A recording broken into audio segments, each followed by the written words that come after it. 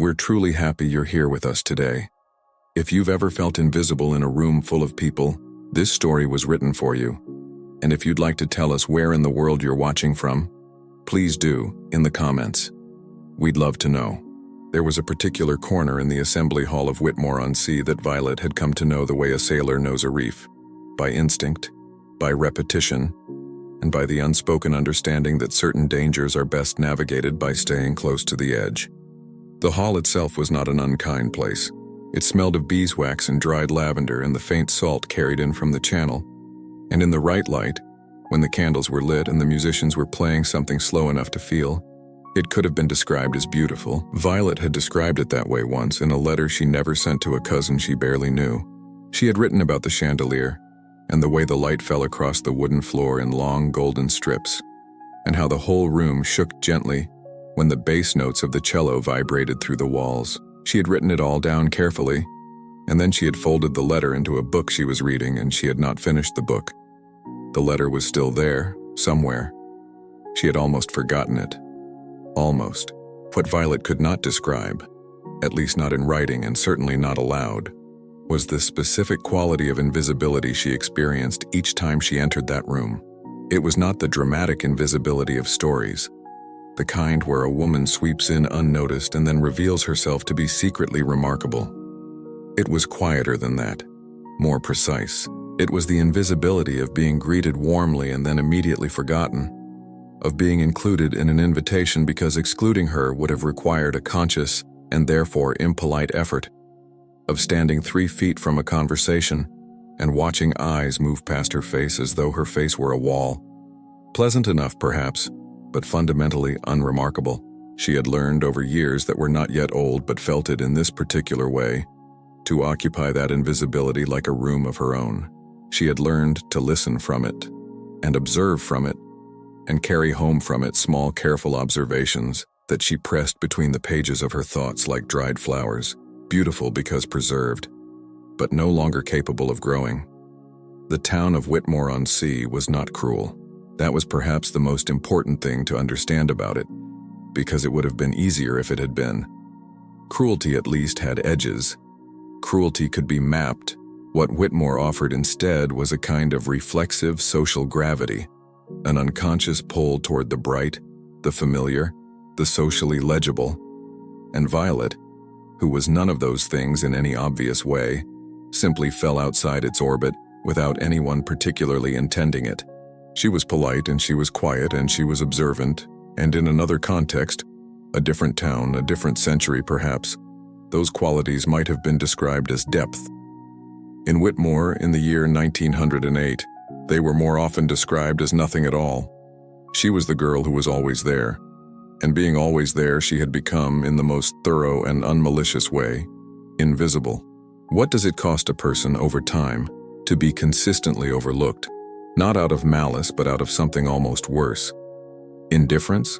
Her mother had tried in the way that mothers try when they do not know what else to do, which is to say she had tried with practicality. She had pressed Violet's dresses carefully and pinned her hair and told her that she had her father's eyes, which was true, and that her father had been a good man, which was also true, and that good men noticed good women eventually, which Violet had come to suspect was neither true nor false but simply something mothers say to fill the space between love and helplessness. Violet bore these preparations with the quiet patience of someone attending a ritual they no longer believed in, but could not bring themselves to abandon, because abandoning them would mean acknowledging something she was not yet ready to acknowledge, that the problem was not her hair, or her dress, or the way she stood.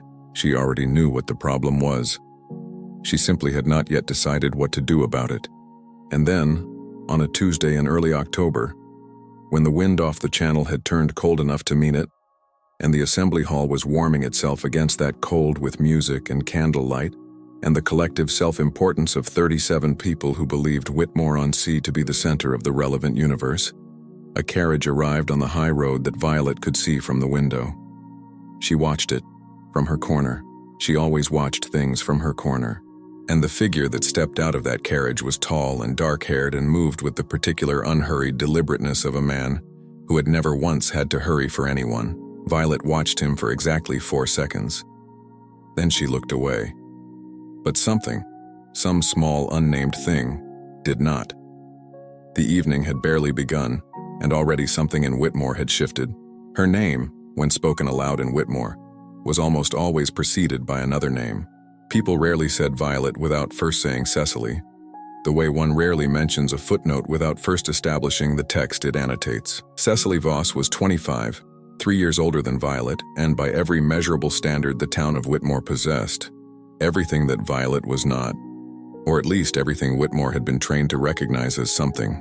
She was golden-haired in the literal sense, the kind of gold that catches light and holds it like a gift. She laughed at precisely the right moments. She danced without thinking about her feet. She moved through a room the way warm air moves through an open window, effortlessly, inevitably, rearranging everything it touched without any apparent intention of doing so. People loved Cecily with the particular ease of people who have never had to decide to love someone. It simply happened to them, the way weather happens, the way spring happens, and they were grateful for it without ever stopping to ask why. Violet loved her sister. This is important to say plainly, because the story could otherwise construct a neat villain from her, and Cecily was not a villain. She was not even unkind. She was simply and completely herself, which is its own kind of power, and its own kind of unintentional shadow. Because where Cecily was warm and unguarded, Violet was careful and precise. Where Cecily spoke her feelings the moment she had them, Violet turned hers over quietly, examining them from several angles before she was willing to commit to their shape. And where Cecily walked into a room and expanded to fill it, Violet walked into a room and contracted, not from shyness exactly, but from a long-practiced awareness that expansion was not something the room had budgeted for her. These were not failings. Violet knew in the clearest part of herself that they were not failings, but knowledge and feeling are rarely the same country, and what she knew and what she felt were, on most evenings in the assembly hall, two very different things. The comparisons had begun early enough that Violet could not remember a time before them, which meant she had never really known herself without them. Mrs. Hargrove had started it probably with some offhand observation when Violet was 9 and Cecily 12. Something about how different the two girls were. Wasn't it remarkable? One so like summer, and the other so like. And here Mrs. Hargrove had paused, apparently having run out of seasons, and had smiled the smile of someone who believes they have said something harmless, who hasn't experienced that particular brand of thoughtlessness.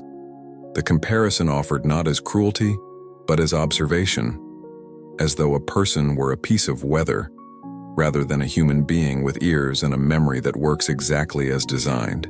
The damage done in such moments is small enough to dismiss and large enough to accumulate. And Violet had been accumulating it for 13 years with the silent diligence of a woman who does not know she has another option. By 1908, she had developed a particular skill. She could tell within the first 3 minutes of any social encounter which kind of person she was speaking to. There were those who looked at her and saw Violet. There were those, far more numerous, who looked at her and saw the space where Cecily was not. She had learned to conduct herself graciously in both encounters, though only one of them cost her anything. She had also learned something more subtle, something she had never said aloud because she had no one to say it to.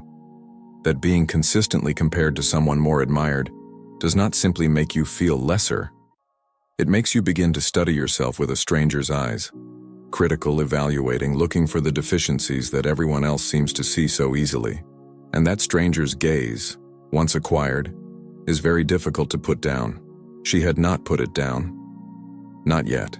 But on that October evening, standing at the edge of the assembly hall, watching a dark-haired man speak briefly to someone near the door and then survey the room with an expression of polished disinterest, she had the strangest, most unwelcome, most quietly electric thought. She thought, "He is looking at the room the way I am looking at the room." And then she thought, "No, that is a foolish thing to think." And she went to find her mother, who was talking to someone near the punch bowl, and she stood beside her and was introduced, and she smiled, and she was immediately forgotten, as she always was, as she had always been, as she could not quite, for the first time, entirely accept. Whatever had shifted in Whitmore the night the carriage arrived had now begun to settle, and Violet had not yet decided whether that was a comfort or a or a warning. If this story is already touching something in you, consider sharing it and subscribing for more stories like this one. You won't want to miss what happens next. James Calloway had not wanted to come to Whitmore-on-Sea. He had come because his solicitor had written to him with the specific tone that solicitors reserve for situations in which not coming is technically possible, but practically catastrophic. The kind of letter that does not say you must, but arranges its sentences in such a way that you must becomes the only logical conclusion. There was a property. There was a lease arrangement that required his signature. There were people in Whitmore, his solicitor had added with what seemed unnecessary enthusiasm, who were eager to make his acquaintance. James had read this final sentence with the expression of a man being offered something he did not ask for and could not graciously refuse. He had packed his trunk and arrived on a Tuesday in October and stepped out of his carriage into salt air and the distant sound of music, and his first thought had been that it was smaller than he expected. His second thought had been that he was tired of expecting things. His third thought, arriving somewhere around the moment he ducked through the door of the assembly hall and found himself the object of approximately 23 separate and immediately averted gazes, was that this would be precisely the kind of evening he would spend the rest of the week trying to forget. He was not, despite what Whitmore would eventually conclude about him, an arrogant man. Or at least he was not simply an arrogant man. He was a man who had been wealthy from birth and socially visible from adolescence, and who had discovered, through enough repetition to constitute education, that most of what people offered him was curated. They offered him the version of themselves they believed he wanted. They laughed at the precise moment they calculated he expected laughter. They agreed with him not because they agreed, but because agreeing was easier and safer and, in their estimation, more likely to lead somewhere useful. He had grown accustomed to this. He had grown, more precisely, deeply, almost irrevocably weary of it. And weariness of this particular kind tends to produce a man who looks as though he is above other people, when in fact he is simply exhausted by the performance of proximity that most social settings require. His emotional wound, invisible beneath that practiced composure, was this. He had been chosen so many times for the wrong reasons that he had stopped trusting the act of being chosen at all. Could a person be so guarded by past disappointments that they mistake genuine simplicity for further disguise? He had noticed the woman in the corner almost immediately, and this fact surprised him enough that he noted it consciously. Not because she was the most striking woman in the room. She was not, at least not in the way Whitmore would have measured striking, but because she was the only person in the room who was not looking at him. Everyone else had performed their variations on the theme of noticing him without appearing to notice him, which was its own elaborate theater. But Violet, with her auburn hair pinned too tightly and her gaze fixed on the road beyond the window, was thinking something specific and private, and she was entirely unconcerned with whether or not he observed this. It was such an unusual thing that he looked away from her deliberately, as though she had somehow caught him doing something he should not have been doing. Which was absurd, because he had only been standing in a room. He did not speak to her that evening. He spoke to a man named Hartwick who sat on some committee about the harbor wall, and to various others whose names dissolved as quickly as he learned them. And then there was Mrs. Dorothea Fenn, a widow of 60, impeccably dressed, who welcomed him to Whitmore with the warmth of someone already calculating the uses to which a person of his position might be put. She was precisely the kind of woman James had spent his adult life learning to read in under 2 minutes.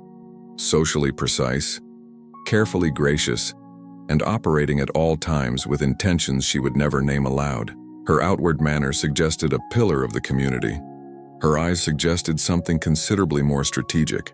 She told him about Whitmore's families and its social arrangements with the thoroughness of a woman conducting an orientation, and she mentioned Cecily Voss with the air of someone placing a chess piece on a board, and Violet Voss afterward, briefly, as an afterthought, using the specific tone people use when they mean to signal that some things matter and other things merely exist. James noted the distinction. He said nothing. He excused himself as gracefully as he could manage and went back to his rented rooms above the harbor side and stood at the window and listened to the sea. He did not think about the woman in the corner, or rather, he made an effort not to, which is a different thing entirely and perhaps a more telling one. Somewhere across Whitmore, in a small house where the windows faced east, a woman was unpinning her hair and standing at her own window, and also, for reasons she could not have explained and did not try to, thinking about something she should not have been thinking about. October in Whitmore had a particular quality of light, low and silver white, the kind of light that made the sea look like hammered metal and the cliffs look like they had always been old. Violet had always loved October for this reason, had always found something honest in its refusal to prettify the landscape, its willingness to show the world as it actually was. There was a word for that, she thought. Not beautiful exactly, but true.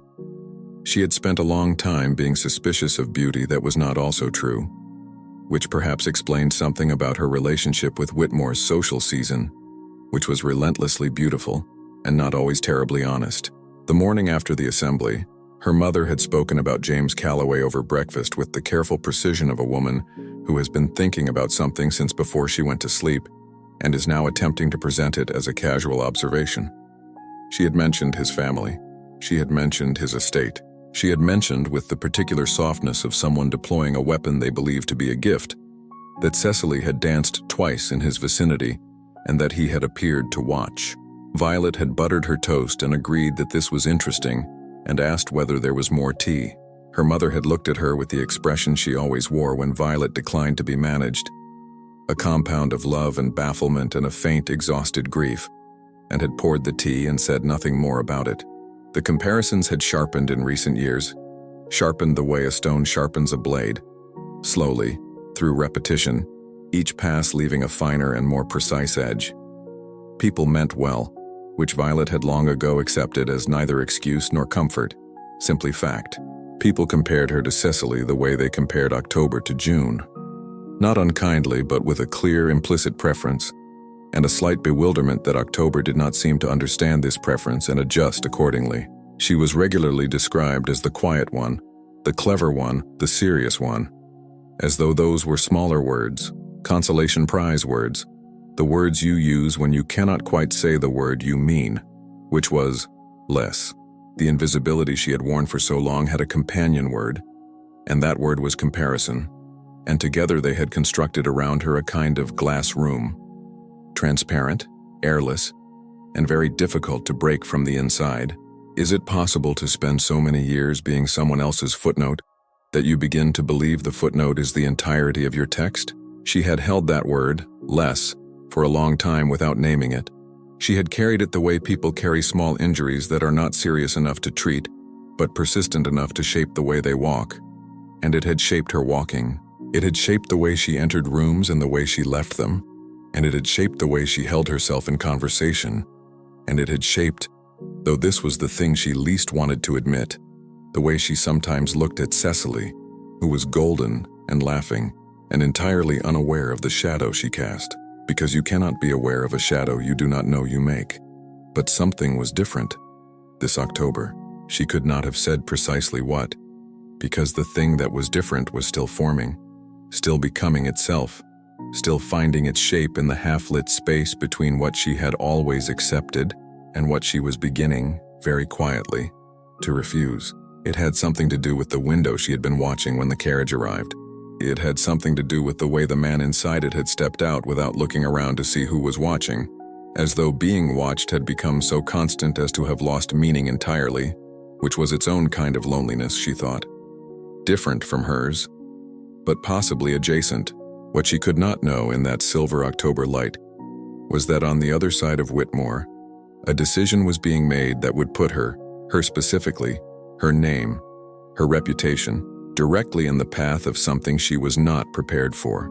She met him 4 days later, at the lending library on Church Street, in the section devoted to natural philosophy, which was not where anyone would have expected to find either of them, and was therefore precisely where they both were. Violet had come for a volume on coastal geography that she had requested 3 weeks prior and had been told was finally available. James had come because, having exhausted his tolerance for the drawing room of his rented lodgings and having walked the length of the harbor twice and found it scenic. In the way that things are scenic when you are not particularly in the mood for scenery, a library had seemed the least socially demanding option available to him in Whitmore. He was reaching for a book on the upper shelf when he became aware that the woman next to him was also reaching for a book on the upper shelf, and that the book she was reaching for was the same book.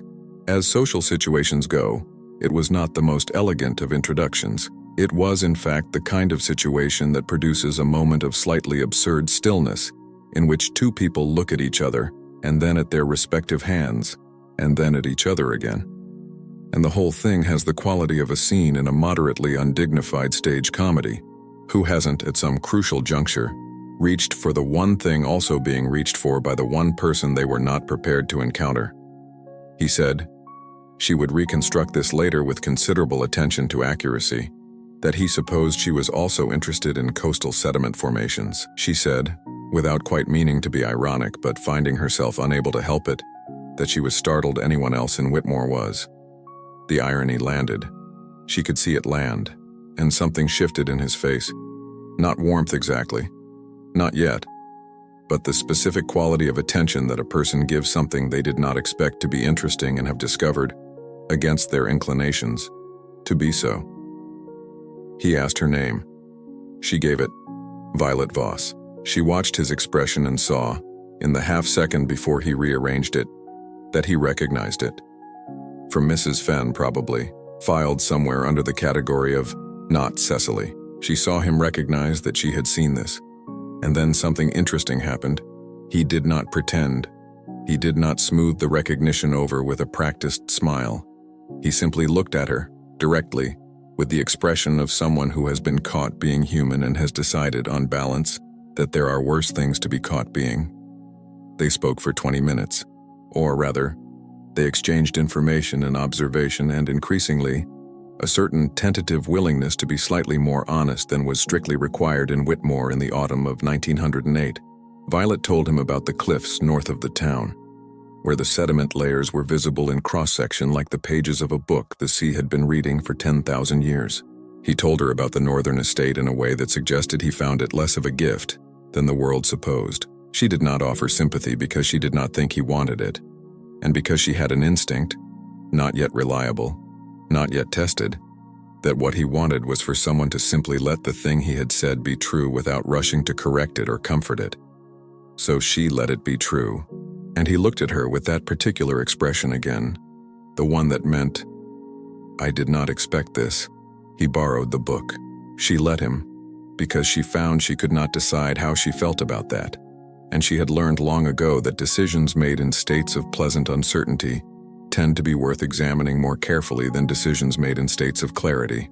She walked home in the silver October light, and she did not tell her mother about any of it. Not yet. Perhaps not ever. Some things deserve to be held privately before being offered to the world, and this conversation, whatever it was or was not, was one of them. But Whitmore, as Violet knew better than most, was very good at finding the things people tried to hold privately, and someone had already noticed her walking home from Church Street and had already begun to think about what use that noticing might be. Mrs. Dorothea Fenn had a gift that she would have described, if anyone had asked her directly, as social awareness. What it actually was, and here we must be precise because precision matters in these things, was the ability to identify a narrative that served her purposes and invest it with just enough truth to make it travel. She did not fabricate. She did not need to. She selected. She selected the detail and the timing and the recipient, and she allowed the natural machinery of a small coastal town to do the rest.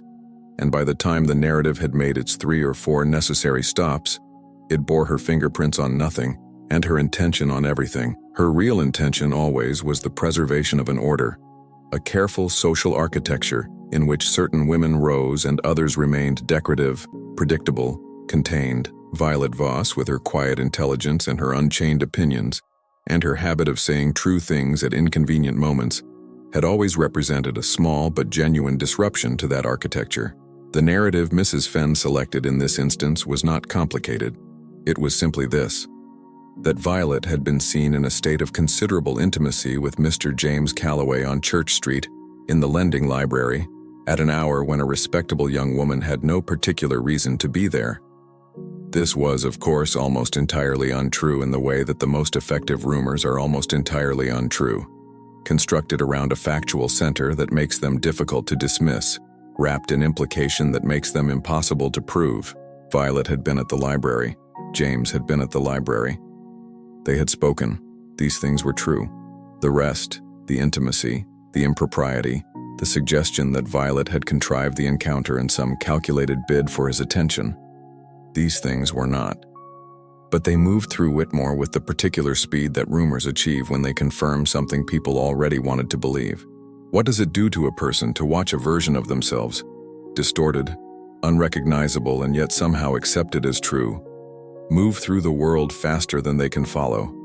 Violet heard it on a Thursday morning, from a woman she scarcely knew, who delivered it with the expression people wear when they are performing concern, while actually performing something else entirely. She heard it the way people hear things that are about them, with a strange dissociation, as though the name being spoken belongs to someone in a story, not to the person standing there in the morning light holding a basket and trying to decide how to respond.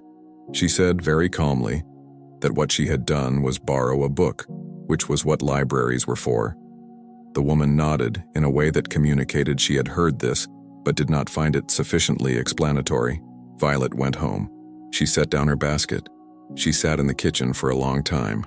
The damage of a rumor is not always in what it says. Sometimes it is in what it implies about the person people were already prepared to believe it about. Whitmore had not constructed Violet as a schemer. It had simply not constructed her at all, had left her largely undefined, and into that undefined space the rumor settled with the ease of water finding a vacant vessel. People who barely knew her were suddenly certain they had always suspected. People who liked her felt newly uncertain, and Cecily, who heard it from a friend before Violet had told her anything, came home with gold hair and a troubled expression, and said, in the careful voice of someone navigating love and social anxiety simultaneously, that she hoped Violet knew what she was doing. Violet looked at her sister for a long time, at the gold hair and the troubled face and the genuinely kind, genuinely frightened love behind the words, and she said quietly that she had been in a library for 20 minutes, and that she was not going to defend herself to Whitmore for that, and that she would like very much to be believed by at least one person in this house without first having to justify it. Cecily blinked, and then, to her enduring credit, she said, "You're right, I believe you." And she made the tea. It was a small thing. It was not a small thing at all. James Calloway heard the rumor on Friday morning from 3 different sources, and his response to it would change everything, though not in the way Whitmore expected. If this story has reached something in you, please subscribe and share it, and leave a comment, because your words matter here more than you might think. He found her on Saturday on the cliff path north of town, where the sediment layers she had described ran in long horizontal bands of ochre and gray through the rock face. She was sitting on a flat stone at the edge of the path, not dangerously near the drop, but near enough to suggest she had come for the view rather than the walk. The sea below was dark and moving, and the layers of ancient time in the rock were patient and indifferent and beautiful, in the way that extremely old things are beautiful. He stood at the top of the path and looked at her and thought that she looked like someone who had been coming to this particular place for a very long time, which she had. He had come to confront her, or rather, he had told himself he was coming to confront her to understand what had happened, to determine whether the version of events circulating through Whitmore bore any relationship to reality.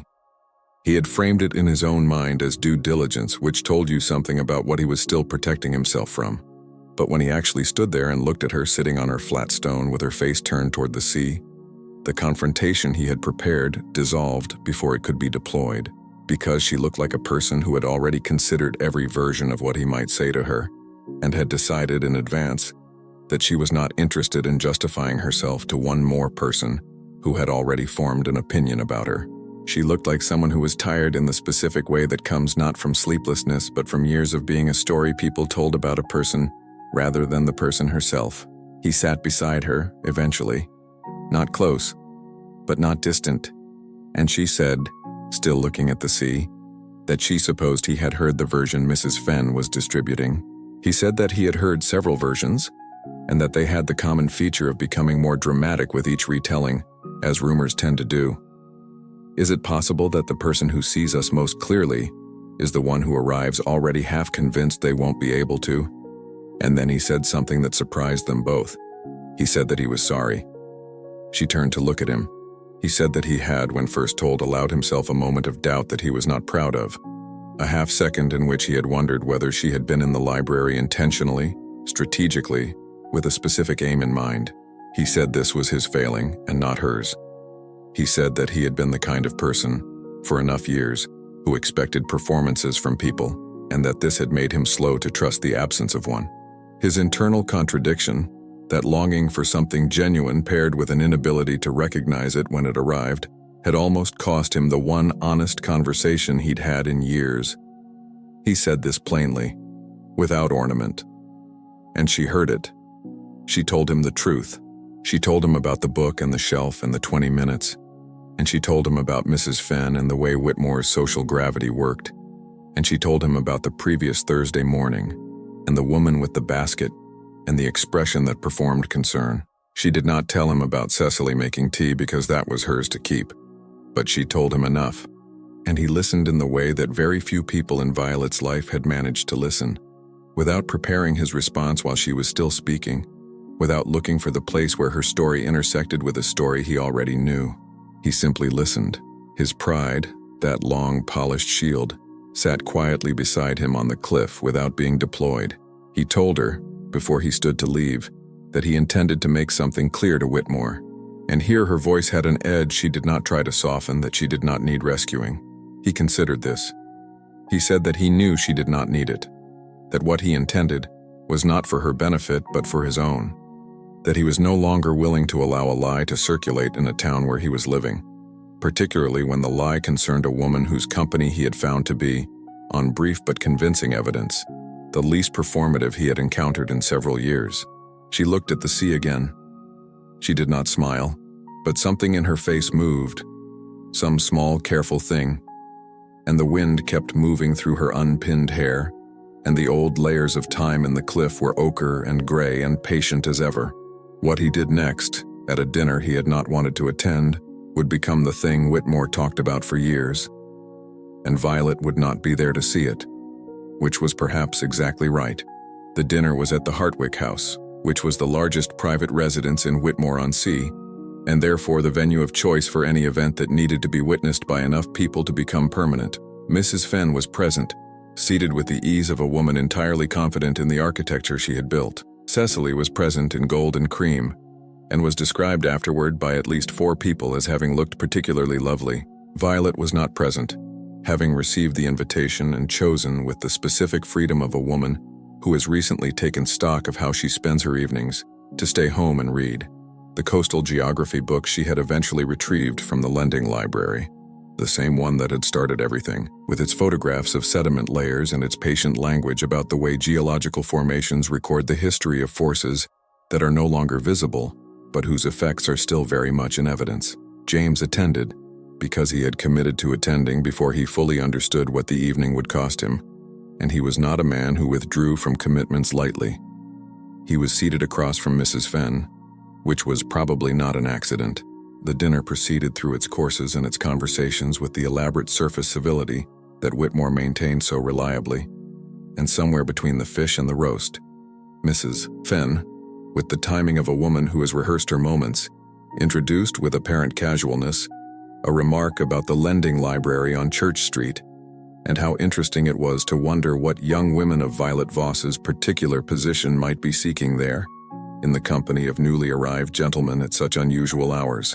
The table fell into one of those silences that gather very quickly and have to be managed very carefully. Several people looked at their plates. Several people found something interesting to examine near the window.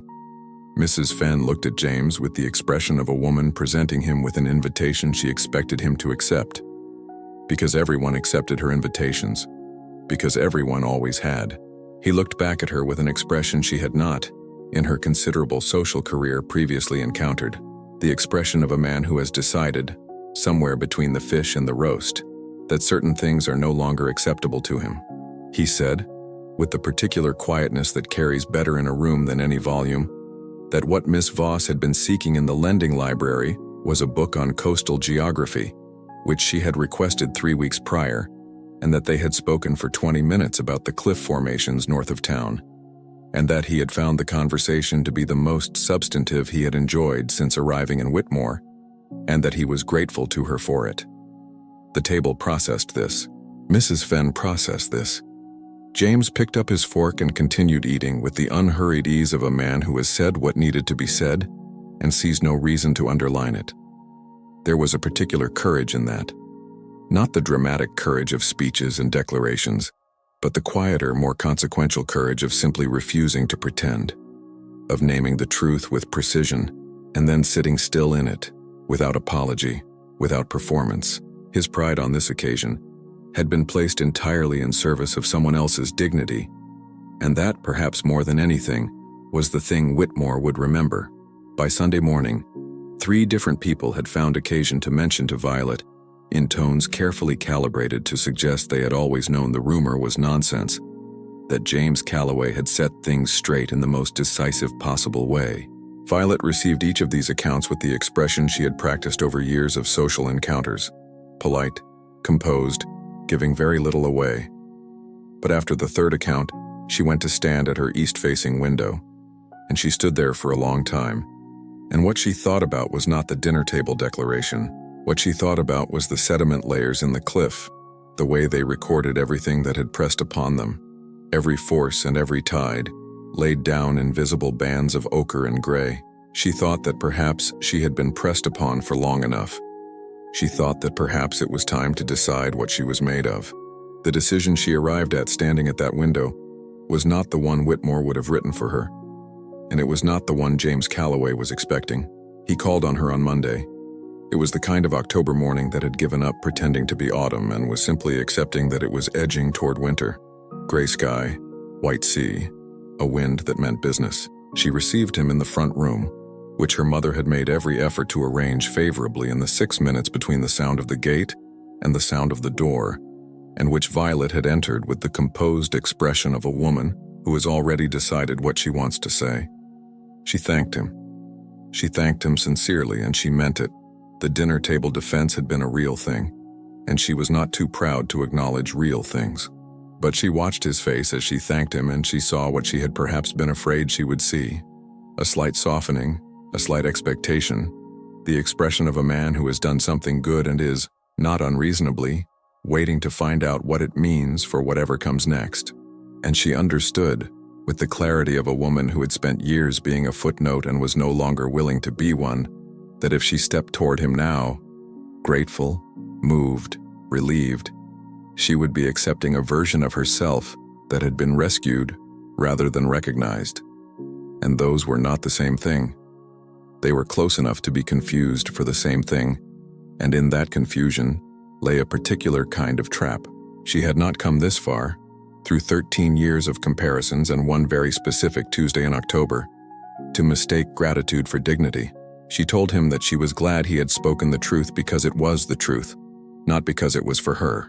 She told him that she was not looking for someone to defend her reputation, because she had decided her reputation was her own business, and she intended to manage it by living honestly, rather than by relying on the well-timed interventions of people who found her interesting.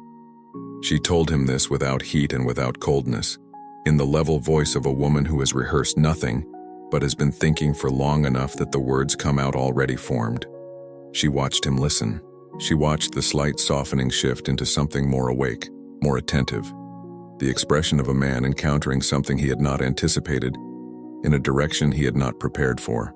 What she did not say, what she withheld deliberately and with full awareness of what she was withholding, was any softness toward what might exist between them.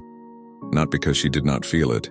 She felt it with the quiet, disruptive clarity of someone who has spent years being invisible and is now, for the first time in a long time, being genuinely looked at by someone who is not looking at her in the context of someone else.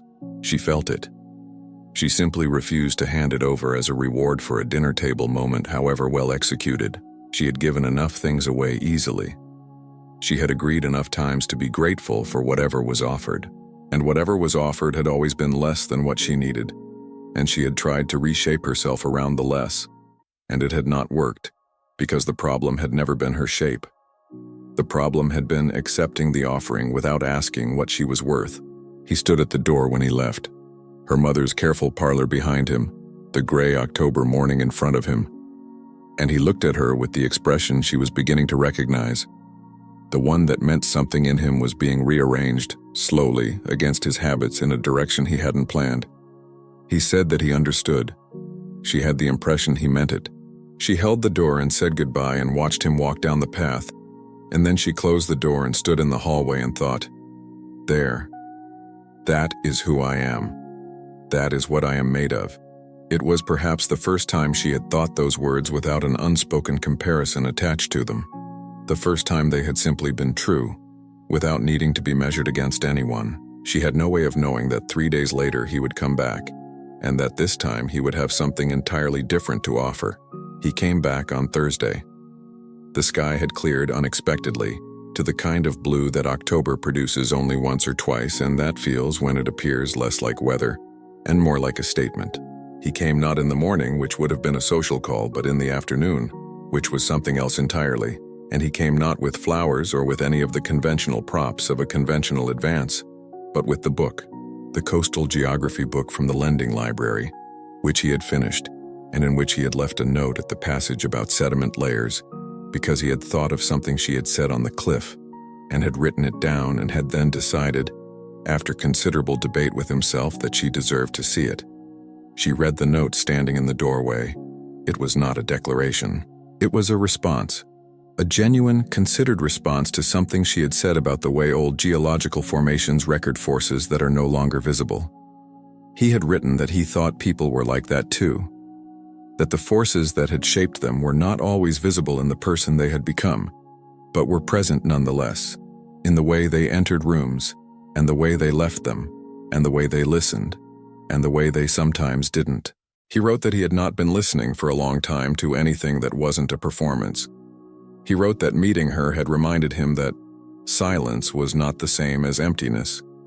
He did not use any of the words that Whitmore would have recognized as romantic words. But Violet, who had spent a long time listening to what people said beneath what they said, understood every word. This was not a man offering rescue.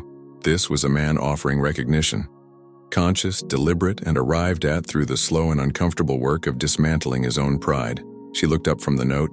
He was standing on the path in the October blue with the expression of a man who has removed several layers of very practiced armor and is finding the air outside it colder and more honest than he expected, and who has decided, on balance, that he prefers the cold and the honesty to the warmth and the performance. She saw all of this without complication and without rush. The way you see something you have been waiting to see for a long time without knowing you were waiting. Recognition arriving quietly, like October clarity, like the light off the channel on a morning when the weather has decided to tell the truth. This was the choice she had been waiting for, not the choice made on impulse or from social pressure, or from the path of least resistance. A conscious choice. Her name, spoken deliberately, by someone who had considered the alternatives and arrived at her by will. She stepped back from the door and let him in. She did not step back in gratitude or in relief or in the particular soft urgency of a woman who has been chosen and is afraid to let the moment pass. She stepped back as a woman who has decided, with full awareness of her own value, with the complete and unencumbered knowledge of what she brings to any room she enters, that this particular person has earned the right to see the whole of it. Not the corner version, not the footnote version, not the girl defined by comparison or diminished by invisibility or reshaped by the constant pressure of being less. The version that reads coastal geography for pleasure and speaks in irony to men who do not expect it, and sits on cliff paths with her hair unpinned, and thinks about the way ancient forces leave their mark in visible layers. That version, all of it, offered not as a concession, but as a gift, and only because she had first given it, fully, to herself. Her mother made tea as mothers do, and the afternoon moved into evening in the way that the best October afternoons do. Slowly, reluctantly, generously, and the blue outside the window deepened toward something that was almost violet, and the sea below the cliffs caught the last light and held it briefly, the way good things hold the light when the day is almost done. Violet, who had spent 22 years in the corner of rooms watching the evening from the edge of things, was not in the corner now. She was at the table. She was present. She was entirely, exactly, uncompromisingly herself. And she had not changed a single thing about herself to get there. She had only stopped apologizing for it. And the town of Whitmore-on-Sea, with all its gravity and its seasons and its carefully tended social architecture, would simply have to find a way to make room. After that night, when she was finally chosen, she learned something even more powerful. Sometimes the bravest love begins the moment a woman dares to find her voice.